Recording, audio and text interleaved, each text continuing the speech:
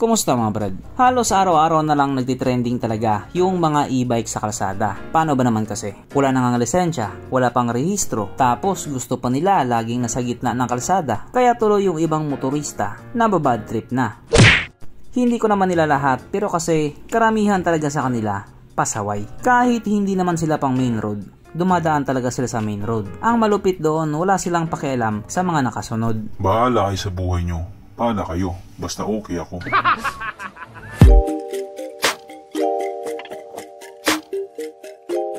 Pero syempre bago tayo magpatuloy, kung bago ka pa lamang napadpad dito sa aking walang kwentang channel, huwag ka na mag-subscribe. So yun na nga. Sa ngayon nga po, madami na talaga mga tao ang gumagamit ng e-bike or yung mga sasakyan na di baterya. Ngayon nga pong tumataas na ang presyo ng gasolina, mas pinipili na lang ng karamihan na bumili ng e-bike. Nakatipid na sa gasolina, pasaway pa sa kalsada.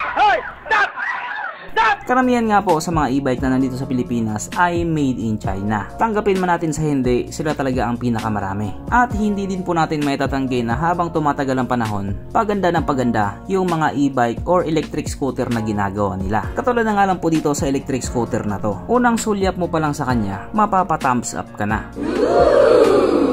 Yung datingan kasi niya, may pagka-aggressive din talaga. Samahan mo pa ng color combination niya, napakalupit talaga. Bagay na bagay talaga sa kanya. Kaya dahil dyan, pag-usapan na naman natin kung ano nga bang meron sa electric scooter na ito at kung gaano nga ba talaga siya kaganda. Ito nga po ang Fellow FW06, isang electric scooter brand na nanggaling sa China. So balang electric scooter nga po na ito ay halos katumbas ng isang 125cc na scooter or 125cc na motor. Meron nga po itong 13.6 na horsepower at merong 58 Nm of torque na ayon nga po mismo sa claim nila, ito na po ay kayang tumakbo sa bilis ng 110 km/h. Pero kapag dinala nila sa Pilipinas yan, panigurado aabot ng 130 kph yan. Syempre, iba ang usapan na kapag Pinoy na nakasampa.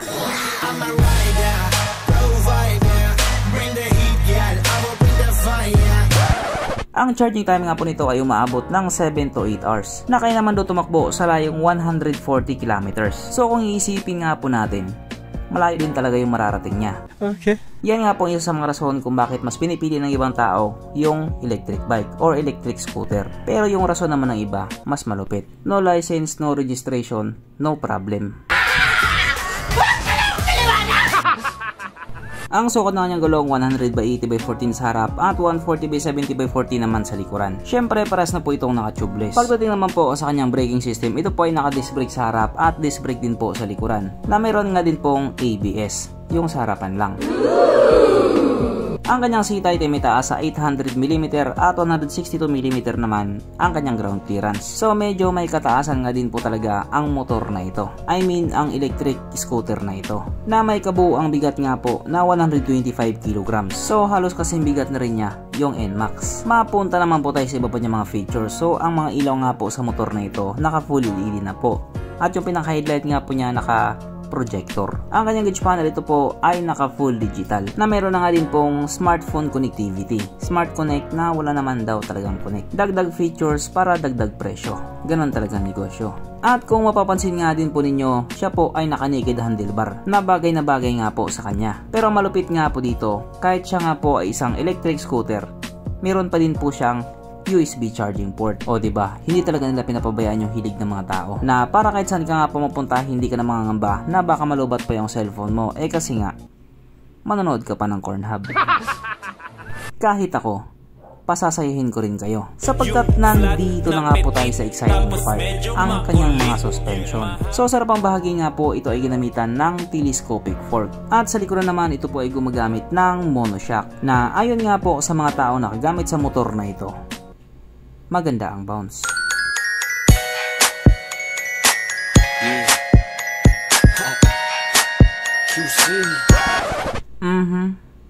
Panigurado. Wala na namang nalungkot. At dahil wala nga pong nalungkot, alamin na po natin kung present nga ba sa electric scooter na ito yung tatlong pinaka-importanting features. So una na nga po dito ang kanyang lagayan ng istalyon at kitang-kita naman mga brad, meron siyang ganun. Meron siyang lagayan ng istalyon. Kaso lang, wala po siyang sabitan ng pulutan. At oras na nga po para sa ating Red Horse check. Ang pinaka-importanting feature sa isang motor. At ayon nga po sa aking masusing pag-aanalisa, ang electric scooter na ito ay kayang magkarga ng isang kahong red horse.